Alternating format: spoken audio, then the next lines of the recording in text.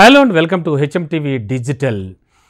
మామూలుగా ఒక్కొక్క నెలలో సినిమాలు విడుదలకు కొన్ని పరిమితులు ఉంటాయి. కొన్ని నిబంధనల మేరకు వారి అంటే సినీ వర్గాల్లో ఉన్న టాప్ బడా ప్రొడ్యూసర్లు, బడా డైరెక్టర్లు, పెద్ద హీరోలు వాళ్ళ మధ్యలో ఉన్న అవగాహన ప్రకారం సినిమాలను ఎక్కువగా రిలీజ్ చేస్తూ ఉంటారు. జనరల్గా సినిమాల్ని ఏప్రిల్, మే నెలల్లో రిలీజ్ చేస్తే కనుక సెలవుల్ని బాగా క్యాష్ చేసుకోవచ్చు అని కూడా అనుకుని టాలీవుడ్లో కానీ బాలీవుడ్లో కానీ సినిమాలు ఎక్కువగా రిలీజ్ చేస్తూ ఉంటారు. అయితే ఇప్పుడు విషయానికి వస్తే కనుక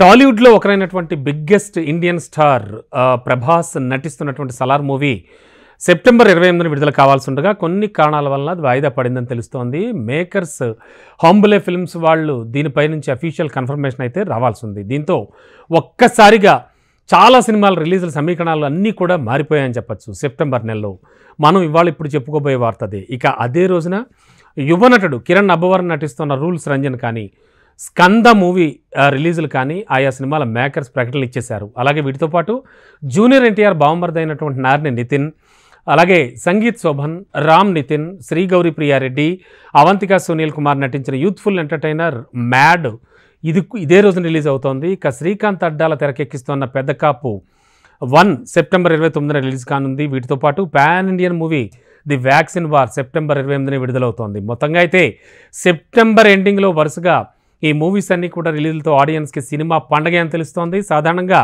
పండగల సీజన్లో కానీ, అంటే అఫ్కోర్స్ సంక్రాంతి అయితే బిగ్గెస్ట్ ఫెస్టివల్, సంక్రాంతి కానీ, విజయదశమి కానీ, అలాగే క్రిస్మస్ కానీ, ఇలాంటి వాటికి దీపావళి కానీ ఎక్కువగా మూవీస్ రిలీజ్ అవుతూ ఉంటాయి.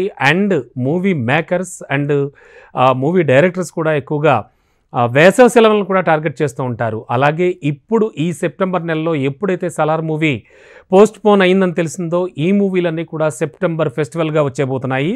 మరి చూడాలి సెప్టెంబర్లో ఎన్ని సినిమాలు సక్సెస్ని అందుకుంటాయో.